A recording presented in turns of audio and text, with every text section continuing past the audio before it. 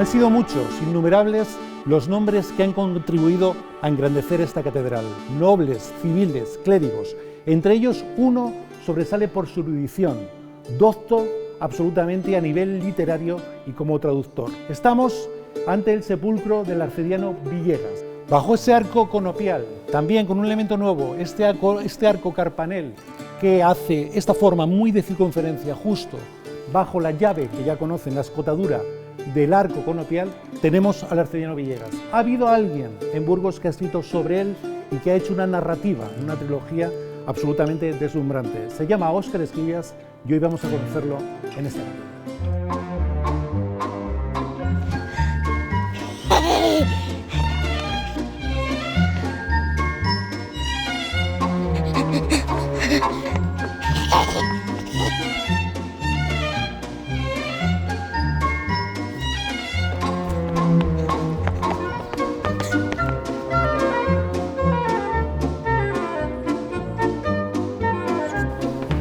Hombre, yo te conozco, sabía que te iba a encontrar aquí.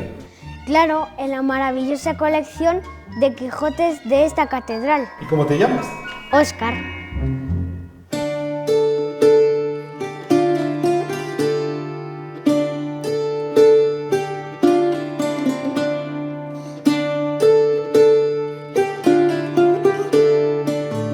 Bueno, pues ya le han visto ustedes andar por esta catedral. Es Óscar Esquivias Galerón, nacido en 1972 en Gamonal, Burgos, por supuesto. Él siempre hace honor y lo lleva como bandera y lleva muchísimo orgullo por ello.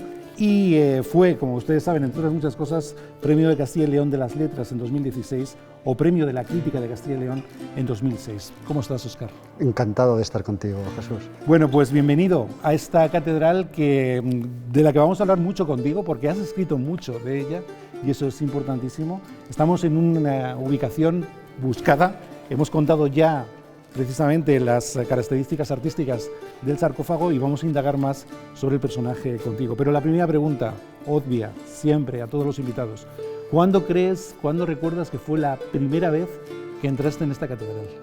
Pues la primera no la recuerdo, pero sí sé cuándo empecé a entrar de forma asidua, de forma diaria, que sería con 12 añitos, yo creo, 13, cuando fui alumno de la Academia de Dibujo del Espolón, y siempre después de clase yo ya conocía el edificio, ya había estado en él, había hecho alguna visita porque recuerdo a los sacristanes, al famoso Julián. Con esa voz afónica de «Pasen, atiplada, la capilla del condestable». Hemos hablado de él en Bella Burgartis.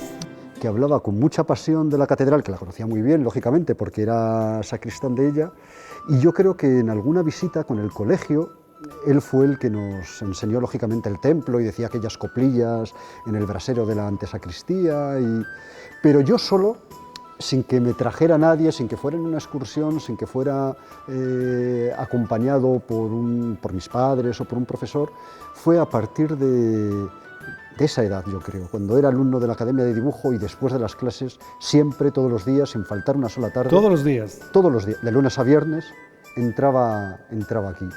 ¿Y cuál es tu espacio entre tantos, desde luego, en esta catedral inabarcable, un auténtico tesoro de joyas artísticas? ¿Cuál es tu espacio preferido? Hay muchos espacios favoritos, porque una catedral es desde luego un edificio, y más una catedral como esta, magnífico, maravilloso, y lo que primero se encuentra uno es como con esa grandiosidad del espacio, pero uno se da cuenta de que la catedral es un edificio muy grande y majestuoso, pero también muy pequeño, que hay como 1000 recovecos chiquitines dentro de ese espacio magno. Ese universo, algunos les hemos visto en Bella Burgartis, desde luego. Que son muy acogedores. A mí siempre me gustaba mucho, pues precisamente este espacio de la Girola, todas estas capillas que rodean el presbiterio, que comienzan aquí con la tumba del arcediano Villegas, los relieves del trasaltar siempre me han impresionado mucho. Yo recuerdo de aquellas primeras visitas oscuras, de noche, la sensación que me daba ver la luz atravesar las bóvedas estrelladas, tanto del crucero como de la capilla del condestable. Pero los niños no solo se aficionan a la lectura, sino también a la interpretación de imágenes. Para mirar un retablo bueno, un retablo al final es una especie de tebeo donde lo que son las viñetas ilustradas, pues ahí son los espacios donde se desarrolla una historia. Entonces yo, gracias a que leía muchos tebeos, estaba más que preparado para enfrentarme a un retablo o a la sillería del coro, donde está, por ejemplo, ese relieve de ese obispo que va a horcajadas de un diablo, porque al final en el coro se te está contando la historia sagrada desde el Antiguo Testamento hasta el Nuevo, hasta luego la historia de los santos a través de imágenes. Y sí, me llamaba mucho la atención, y como yo era un niño aficionado a dibujar y a leer tebeos, pues digamos que entraba a la catedral y la leía, porque la leía la catedral. Al fin y al cabo, también era buscaban cuando crearon estas iglesias, ante una población creyente, pero casi siempre analfabeta, mandar ese mensaje, como tú bien dices, claro, visual a través de los símbolos. Por supuesto, por supuesto. Un mensaje eclesiástico absoluto de pedagogía. Sí, sí, sí, la catedral es un libro ilustrado. Un libro, exacto. O un tebeo. Suena más noble decir un libro ilustrado, pero el equivalente infantil sería, o se podría decir a un niño, en la catedral estás dentro del más maravilloso, claro, de los tebeos o de los cómics que uno puede imaginar. Has vivido en muchos sitios, Óscar. Has vivido en Roma, has viajado a Albuquerque desde Moscú, o desde Madrid, o en otro caso a Moscú. Y te tengo que preguntar, aparte de esta, evidentemente, ¿cuál es tu otra catedral preferida? O si la hay, o varias. A mí me gusta mucho el arte, entonces tengo muchas catedrales favoritas. Pues fíjate, San Basilio de Moscú y las catedrales ortodoxas a mí me parecen unos edificios extraordinarios, con esos perfiles tan bonitos, las cúpulas bulbosas de oro. Bueno, pues San Basilio, por ejemplo, sería un lugar donde no me importaría perderme.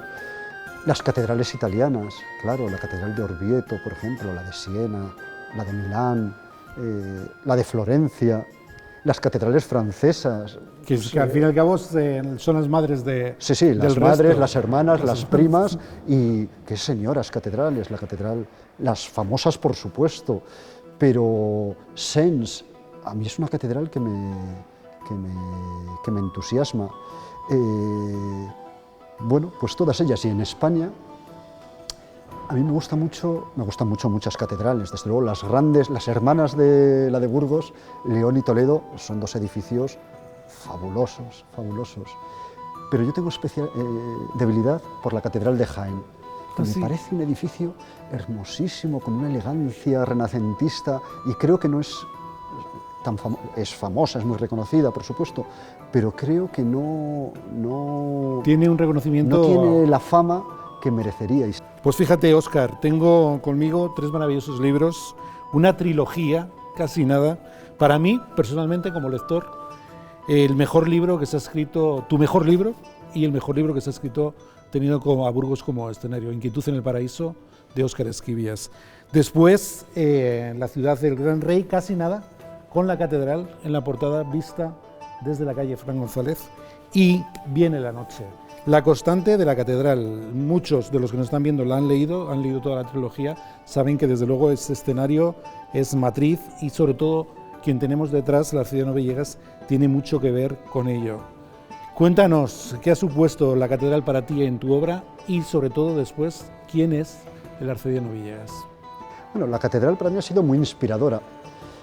De una forma natural, no porque yo me propusiera que fuera a escribir sobre la catedral, pero inevitablemente es un edificio lleno de resonancias de todo tipo. Yo, que era muy sensible a los tebeos y al arte por extensión, pues claro, es una catedral que te toca la sensibilidad, y de forma muy honda por muchos aspectos. Y uno de ellos es el literario también. Hay muchas referencias literarias en la catedral. Claro, claro, y aquí estamos, digamos, en el corazón dantesco de la catedral, en este año 21, donde se celebra el 7º centenario de la muerte de Dante, y hay toda una serie de ciudades en toda Europa que se reclaman como ciudades dantescas, con mucho orgullo, porque por alguna razón están relacionadas con Dante. Bueno, pues Burgos es una de las ciudades dantescas, desde luego españolas, porque gracias a este señor, el arcediano Villegas, pues la Divina Comedia se tradujo al... Vamos a dar dos datos de su perfil. Provenía de una familia noble, tuvo una educación excelente. Excelente, sí. Vivió también en Roma y... Estuvo varios años en Roma. A la vuelta, él estaba protegido por Juana de Aragón, que era la mujer del condestable entonces de Castilla. Para ella es para quien escribe, para quien traduce la parte del infierno de Dante. No solo traduce el texto dantesco en verso también, se toma muchas libertades, le cambia las rimas a Dante, que hay que ser muy... Es una traducción dignísima, muy hermosa y con algunos versos de su cosecha a los que Dante yo creo que no hubiera renegado de ellos. O sea y eso tiene mucho mérito, porque intenta tú colar un verso propio en el romancero gitano de Lorca y a ver si se nota o no se nota, seguro que se nota. Entonces, a mí, de niño, el Sepulcro me llamaba mucho la atención por sus formas artísticas, pero luego saber que este hombre había traducido la Divina Comedia, pues eso me llamaba mucho la atención, porque a mí la Divina Comedia, antes de haberla leído, siendo un niño, ya era un libro que me intrigaba mucho, y me intrigaba por sus ilustradores, porque yo conocía los grabados de Doré, por ejemplo, de las ediciones ilustradas, los de William Blake, y sucedía eso que nos pasa con muchos libros. Hay mucha gente que no ha leído El Quijote, pero inmediatamente ve un grabado donde un caballero delgado, demacrado, con bigotes y montado sobre un caballo y acompañado por un señor gordito en una mula, sabe que es El Quijote y sabe qué es lo que pasa con los molinos de viento o con los odres, o simplemente por haber visto ilustraciones en las que se cuenta El Quijote. Yo creo que para mí la Divina Comedia, sin haberla leído, ya digo, era como una especie de novela de aventuras donde además el viaje se hacía al más misterioso de los países, ¿no? Porque las novelas de Julio Verne son apasionantes, van al centro de la Tierra, van al fondo submarino, van a la Luna, pero es que Dante va al más allá, recorre el infierno, recorre el purgatorio, llega al paraíso, viaja más allá de la muerte, que es como la frontera por excelencia misteriosa, y por muy exótico que sea cualquier país que imaginemos, no hay nada más desconocido y más intrigante que el país de los muertos, que el país de la muerte. Entonces este señor había traducido a nuestro idioma ese viaje hacia el infierno, y además en su propio sepulcro hay como pistas. Antes decías lo de Gamonal, bueno, pues es un sepulcro un poco gamonalero o gamonalino, como sé que a ti te gusta decir. Gamonalino, que suena menos despectivo. Porque el motivo central que tiene el sepulcro, que lo toma de sus mecenas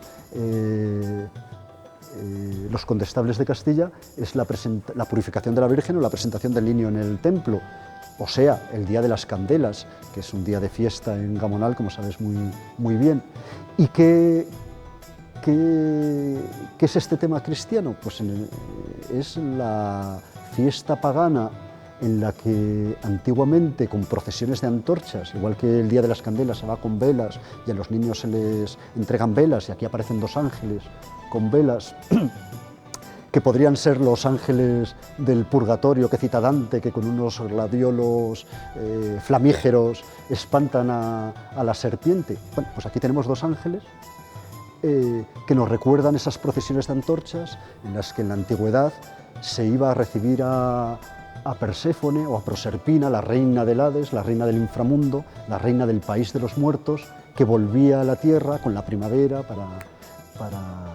bueno, pues el viaje de Perséfone desde el país de los muertos hasta la tierra es lo que luego, adaptado y cristianizado, como digo, perdura en la fiesta de las Candelas. La Divina Comedia empieza, se supone, el día de la Encarnación. Ahí está representada una encarnación, en esa anunciación, cuando el arcángel Gabriel le anuncia a María y Jesús se encarna en ella.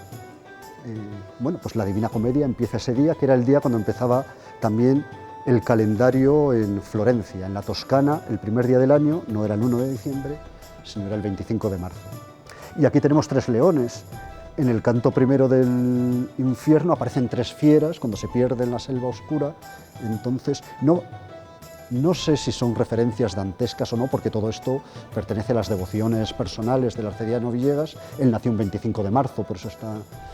Pero también, para quien haya leído la Divina Comedia, para quien conozca las ilustraciones sobre la Divina Comedia, este sepulcro, de algún modo, también te está contando un viaje hacia el más allá. Primero porque es un sepulcro y es como una puerta hacia el otro mundo. Luego por esta especie de guiños, seguramente involuntarios, pero que nos recuerdan a la Divina Comedia. Y luego porque Villegas tiene un libro sobre el pecho. No sabemos qué libro es posible que sea un devocionario, pero él está leyendo algo. Maravilloso. Pues, Óscar, fíjate, yo cuando leo tu obra, cuando leo Inquietud en el Paraíso, quizá no, porque evidentemente lo acabas de justificar, cuáles son los motivos para que plantearas ese libro, pero veo varias cosas que los niños de Gamonal nos contaban, como los del centro, pero los de Gamonal lo veíamos incluso con otra perspectiva. Esas galerías que llegaban al castillo, ¿no? Que muchas de ellas partían a lo mejor de la catedral. Había gente que luego no encontrábamos nunca, que decían, yo tengo un primo que se quedó una noche en la catedral y llegó hasta el castillo por una galería. Al fin y al cabo, hay algo de eso, esa vocación en tu obra, en Inquietud en el Paraíso, sobre todo. Bueno, yo creo que la literatura enriquece la realidad. Cualquier cosa que imaginemos, que inventemos, hay ciudades que son más hermosas por lo que se ha escrito sobre ellas que por ellas mismas. Hay ciudades muy literarias que tienen una tradición enorme. Madrid sería más fea y más pobre si Benito Pérez Galdós no hubiera ambientado sus novelas en ellas. A mí me gusta pensar que de algún modo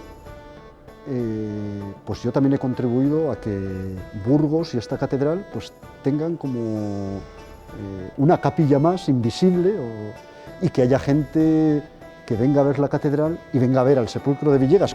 Fíjate, Óscar, te voy a leer algo porque desde luego que esta catedral ha sido descrita y narrada en muchísimos ámbitos, en ensayos, en libros técnicos de arquitectura, por supuesto, y como no, en novelas y en libros de viajes. Alguien que hizo literatura de viajes como nadie fue Azorín, y fíjate lo que dejó escrito. La catedral nos ha hechizado dulcemente. Hemos encontrado en su recinto la pintura, la escultura, el arte de la plata martillo, el arte del hierro forjado, la arquitectura, la música cuando suena el órgano, el canto, la literatura en el género de la oratoria, cuando desde el púlpito se nos alecciona o se nos culmina. La esencia de España se condensa en estas naves. Vamos caminando lentamente. De pronto suena a lo lejos el chirrido de una verja. Despertamos de nuestro ensueño. Del pasado con el presente nos encaminamos al futuro. Aparte de qué te parece, Azorín escribía como Los Ángeles, pero ¿quién crees de los españoles, de la literatura universal, que mejor ha escrito y descrito esta catedral? No sé si mejor, pero a mí me gusta mucho en Fortunata y Jacinta el viaje de novios de Jacinta y Juanito Santa Cruz, cuando están tan enamorados, recién casados, y visitan la catedral y se van besando por los rincones, escondiéndose de los sacristanes. Eso me parece tan bonito, tan amoroso y tan delicioso, que es lo primero que se me viene a la cabeza. ¿Y quién te gustaría que lo hubiera hecho? Sé que Stendhal te vuelve loco, sé que tantos y tantos, pero ¿en qué novela te gustaría la catedral? Pues me habría divertido mucho que Jorge Ibargüengoitia, que es un escritor mexicano que adoro y que tenía un sentido del humor descacharrante, que hubiera escrito una novela española y burgalesa con la catedral como protagonista. Él habría hecho una obra maravillosa, sin duda. Bueno, pues fíjate, nos encantan en Bella Burgartis los libros y en este caso te voy a presentar uno que conoces bien, Mirabilia, latín, maravillas, escrito por José Matesán, por el profesor que estará aquí con nosotros, y por Óscar Esquivias. Se lo presentamos, es desde luego un recorrido por una visita singular a las colecciones de la Catedral de Burgos y bueno, algún comentario al respecto. Es un libro francamente interesante que todo el mundo aconsejo que tengan en su librería. Es un libro estupendo que rescata pequeñas maravillas, como dice el título, que se expusieron en la Casa del Cordón hace muchos años y donde yo escribo un texto con una mirada infantil sobre la catedral. Y hablas de esa mirada infantil, hablas de las apariciones, de los sitios, de lo que puede ocurrir cuando estás solo. Y fíjate, te voy a llevar a un sitio que no ha visto mucha gente, se llama Cámara Bufa. La Cámara Bufa en arquitectura es de sobra conocida, pero es una galería que vamos a conocer en un momento que casi nadie conoce y que sé que te va a sorprender.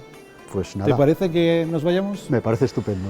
Pues fíjate, Óscar, estamos frente a la puerta de Pellejería y te voy a mostrar uno de los espacios ignotos de esta catedral, llamada Cámara Bufa, la Zanja, la llama también el profesor Matezán, y pase usted a los abismos de la tierra. Pero no me cierre la puerta.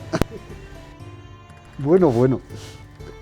Fíjate, Óscar, ¿qué te ha parecido este paseo que has dado por la Cámara Bufa, por la Zanja? Bueno, es un rincón de la catedral que desde luego desconocía y que me ha sorprendido mucho.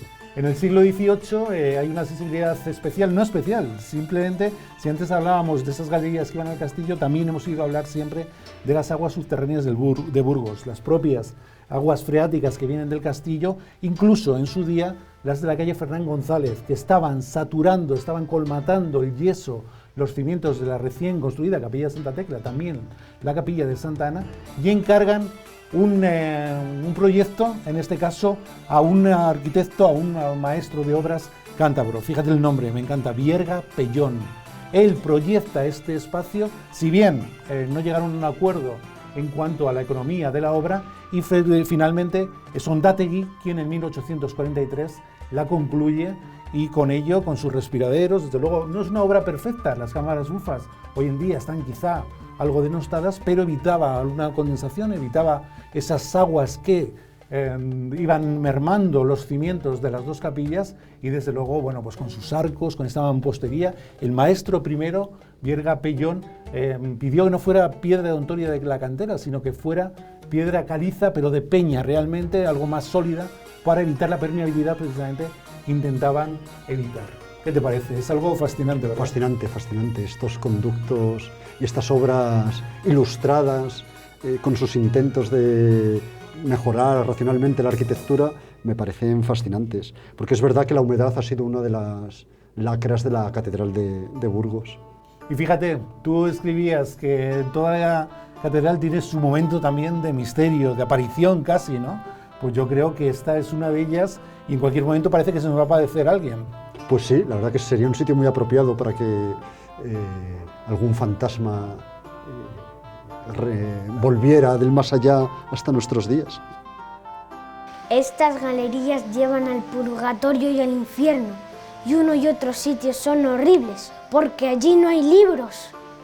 Bueno, Óscar, pues casi como una narración de ficción, este niño nos ha anunciado que esto puede llegar al purgatorio porque allí no hay libros. Yo creo que en un lugar sin libros es casi el infierno. Es el infierno sin duda, sí. ¿Te lo has en pasado? El purgatorio solo hay libros, pero malos. Pero malos. ¿Te lo has pasado bien? Muy bien. Te agradezco Pues mucho esta visita a lo subterráneo de la catedral, que me encanta. Pues gracias a ti, por supuesto, y volveremos contigo a la catedral en Villaburgarte. Muchísimas gracias.